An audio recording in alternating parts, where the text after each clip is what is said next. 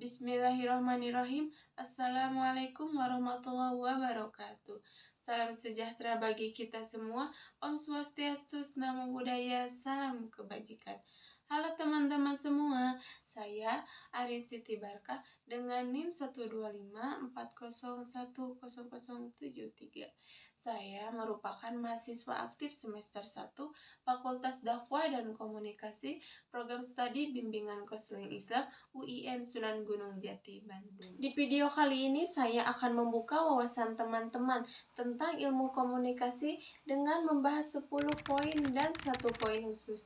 So, tanpa berlama-lama, kita masuk ke poin yang pertama. Pembahasan poin pertama akan dimulai dengan sebuah pertanyaan.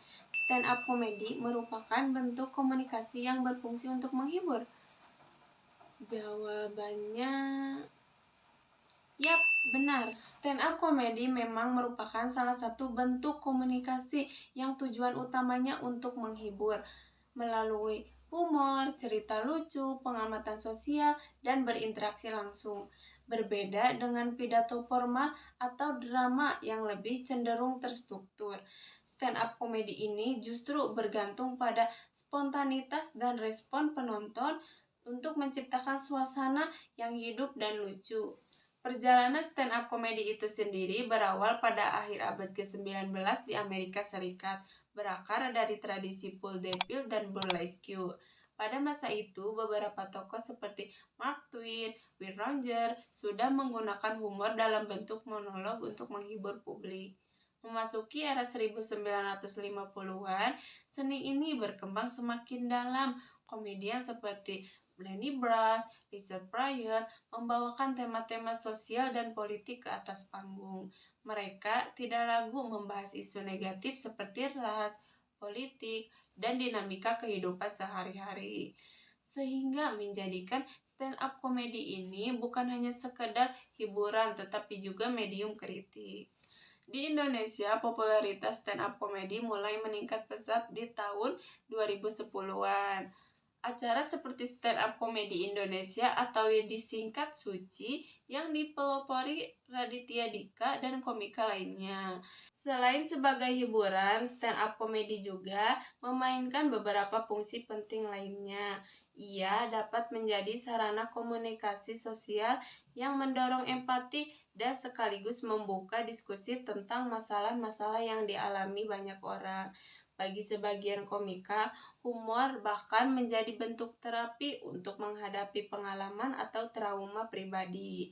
Tidak jarang pula, stand up comedy digunakan sebagai alat pendidikan yang terselubung. Melalui satiranya, komika bisa mengkritik norma sosial atau politik tanpa terlalu frontal. Kita masuk ke pembahasan poin yang kedua, teman-teman, yaitu pada saat kita berkomunikasi di suku Sumatera akan berbeda dengan berkomunikasi di suku Jawa. Perbedaan ini merupakan konteks komunikasi aspek sosial. Kira-kira gimana ya? Yuk kita bahas. Komunikasi tidak hanya tentang bagaimana seseorang berbicara atau menyampaikan pesan, tetapi juga tentang bagaimana latar belakang sosial dan budaya membentuk cara kita saling memahami satu sama lain. Ketika kita berkomunikasi dengan suku yang ada di Sumatera dan di Jawa, perbedaan nilai, norma, bahasa, gaya berbicara, dan cara menunjukkan rasa hormat akan mempengaruhi pesan disampaikan dan diterima. Itu artinya komunikasi sangat dipengaruhi oleh latar sosial dan budaya dari kelompok masing-masing. Dalam aspek sosial, status seseorang dalam masyarakat, kedekatan hubungan antar individu, serta kebiasaan sehari-hari menjadi faktor yang memengaruhi gaya berkomunikasi. Orang yang dibesarkan di lingkungan yang tegas mungkin terbiasa berbicara tegas, sedangkan mereka yang berasal dari lingkungan yang menjunjung tinggi kesopanan mungkin memilih kata yang lebih halus. Cara seseorang bersikap, menatap, dan memberi jeda dalam pembicaraan pun dipengaruhi oleh struktur sosial di mana mereka hidup. Karena itulah perbedaan budaya antar suku yang sering menimbulkan perbedaan pola komunikasi. Setiap kelompok memiliki cara tersendiri untuk mengekspresikan makna, menjaga sopan santun, dan memahami pesan. Dalam memahami konteks sosial budaya tersebut, kita bisa menyadari bahwa komunikasi bukan hanya soal kata-kata, tetapi juga bagaimana setiap kelompok memaknai dunia di sekelilingnya. Kita memasuki pembahasan yang ketiga, yaitu memuaskan harapan logis penerima pesan. Maka gunakan pola logika, metode keuntungan, dan struktur pesan. Gimana ya kira-kira pembahasannya? Yuk kita bahas. Untuk memuaskan harapan logis, komunikator perlu menyusun pesan dengan cara yang masuk akal. Pola logika menjadi dasar agar di setiap bagian pesan tersusun secara runtut, saling berhubungan, dan dapat dipahami oleh audiens. Dengan alur yang jelas, penerima pesan dapat mengikuti pemikiran komunikator tanpa merasa kebingungan. Selain itu, metode keuntungan juga harus digunakan, yang artinya komunikator perlu menonjolkan manfaat atau nilai tambah yang akan diperoleh oleh audiens apabila mereka menerima pesan yang disampaikan. Ketika audiens melihat keuntungan yang konkret, mereka lebih mudah diyakinkan dan cenderung merespon yang positif. Agar pesan semakin efektif, struktur pesan harus dirancang dengan rapi, dimulai dengan pembukaan yang menarik, isi yang teratur, hingga penutup yang kuat. Dengan menggabungkan pola logika, manfaat, dan struktur yang jelas, pesan akan terasa lebih rasional, meyakinkan, dan sesuai dengan cara berpikir si penerima. Nah, kita masuk ke poin yang keempat, yaitu jika kita ingin menjadi komunikator handal, kita perlu mengenali diri kita terlebih dahulu. Setelah itu, perlu memiliki kredibilitas, kekuatan, dan uang. Menjadi komunikator yang handal dimulai dari kemampuan mengenali diri sendiri. Dengan memahami karakter, serta kekuatan dan kelemahan diri, seseorang dapat menyampaikan pesan secara percaya diri dan autentik. Setelah itu, komunikator perlu membangun kredibilitas, yaitu kepercayaan yang muncul dari kompetensi, konsistensi, dan kejujuran dalam bertindak maupun berbicara. Dalam proses komunikasi, kekuatan lebih tepat dipahami sebagai pengaruh bukan hanya sekedar otoritas yang muncul dari integritas dan kemampuan menjalin hubungan dengan audiens. Sementara itu, uang atau sumber daya memang dapat memperluas jangkauan komunikasi, tapi bukan faktor utama. Intinya, efektivitas komunikasi jauh lebih menentukan karakter, keahlian, dan pengaruh positif yang dimiliki seseorang. Masuk ke pembahasan poin kelima, yaitu karena komunikasi dianggap sebagai proses sebab akibat, maka komunikasi disebut sebagai interaksi. Kira-kira gimana ya? Yuk kita bahas. Komunikasi pada dasarnya adalah proses interaksi yang berjalan secara timbal balik. Ia tidak berhenti pada sekedar penyampaian pesan dari komunikator ke komunikan, tetapi jauh lebih menimbulkan rangkaian sebab akibat di antara keduanya. Setiap pesan yang dikirim akan memicu respon dari penerima. Respon tersebutlah yang akan kembali memengaruhi si pengirim pesan. Dengan kata lain, komunikasi selalu menciptakan tindakan dan reaksi. Misalnya, seorang guru memberikan motivasi kepada muridnya. Pesan itu menjadi sebab munculnya semangat belajar pada murid. Namun, perubahan perilaku murid itu memberikan umpan balik positif kepada sang guru, sehingga guru menjadi lebih bersemangat dalam mengajar. Contoh sederhana ini yang menunjukkan bahwa komunikasi adalah proses yang dinamis, hubungan yang terus bergerak maju antara dua individu atau lebih untuk saling memengaruhi, membentuk makna, dan membangun pemahaman bersama. Karena komunikasi selalu melahirkan respon dan makna baru, maka ia disebut sebagai proses interaksi yang bersifat sebab akibat. Kita masuk ke pembahasan yang keenam, yaitu let's go kita bahas. Jika dilihat dari jumlah peserta, setiap bentuk komunikasi memiliki tingkat kesegeraan umpan balik yang berbeda-beda. Pada komunikasi dengan sedikit orang seperti intrapersonal, interpersonal, dan kelompok kecil, respon dapat muncul dengan cepat karena interaksi berlangsung dan tatap muka. Ketika peserta bertambah, seperti dalam komunikasi publik, umpan balik akan menjadi lebih lambat.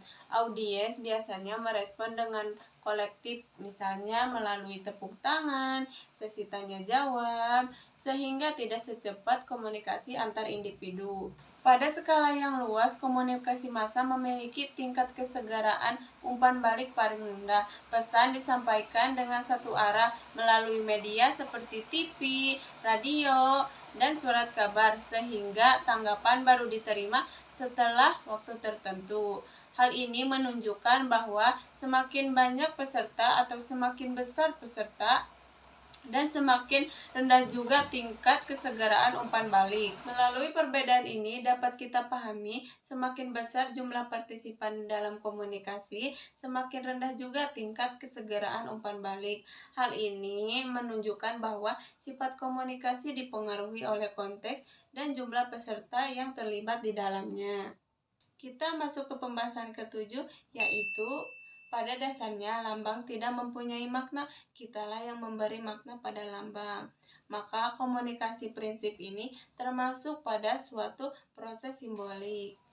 Pada dasarnya lambang tidak memiliki makna apapun secara alami. Sebuah kata, gambar, atau isyarat hanyalah bermakna ketika manusia menyepakati dan menafsirkannya. Karena itulah komunikasi disebut sebagai simbolik, yaitu proses di mana manusia menggunakan lambang-lambang untuk menyampaikan pesan dan membangun makna bersama. Makna tidak berasal dari lambangnya, tetapi dari cara kita memahami dan menyepakatinya dalam konteks sosial. Tanpa penafsiran manusia, lambang hanyalah bentuk kosong yang tidak memiliki arti. Masuk ke pembahasan poin ke-8, yaitu suatu peristiwa yang terjadi dalam suatu waktu. Peristiwa tersebut akan berlangsung sekali dan tidak dapat diambil kembali. Yuk kita masuk ke pembahasannya. Suatu peristiwa komunikasi yang berlangsung pada satu waktu tertentu hanya terjadi sekali dan tidak dapat diambil kembali. Begitu pesan diucapkan atau tindakan dilakukan, peristiwa itu bagian dari rangkaian komunikasi yang tidak bisa diulang persis sama. Meskipun kita bisa memperbaiki atau mengulang penyampaian pesan, konteks, suasana, atau reaksi yang muncul tidak akan identik dengan peristiwa sebelumnya. Hal ini menunjukkan bahwa komunikasi bersifat irreversibel. Sekali terjadi, ia meninggalkan jejak makna dan dampak yang tidak bisa dibatalkan sepenuhnya. Kita masuk ke pembahasan poin ke-9, yaitu pada tingkat pengetahuan, pengaruh bisa terjadi dalam bentuk perubahan persepsi dan perubahan pendapat. Gimana ya kira-kira pembahasannya? Yuk kita bahas. Pada tingkat pengetahuan, pengaruh dalam komunikasi bisa dilihat dari adanya perubahan persepsi dan pendapat. Ketika seseorang mendapatkan informasi baru, cara ia memandang suatu hal dapat bergeser, baik menjadi lebih luas, lebih kritis, atau lebih mendalam. Perubahan persepsi ini kemudian dapat diikuti oleh perubahan pendapat, yaitu bagaimana seseorang menilai, menyikapi, dan mengambil posisi terhadap suatu isu. Dengan demikian, komunikasi tidak hanya menyampaikan informasi, tetapi juga membentuk cara berpikir dan memengaruhi keyakinan seseorang.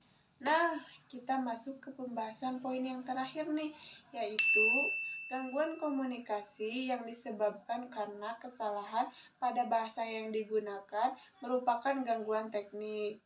Gimana ya kira-kira pembahasannya?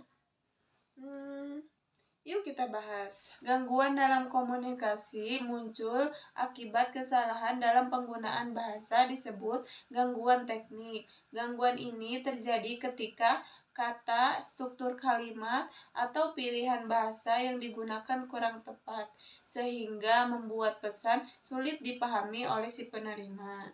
Misalnya penggunaan istilah yang ambigu, tata bahasa yang rancu, atau pilihan kata yang tidak sesuai dengan konteks. Kesalahan-kesalahan tersebut dapat menghambat proses penyampaian makna, sehingga pesan tidak diterima sebagaimana mestinya.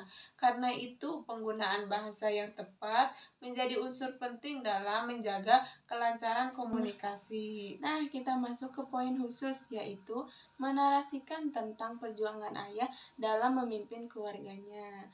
Yuk kita simak videonya. Ayah aku bukan pahlawan di buku cerita, tapi perjuangannya selalu terasa di setiap sudut rumah.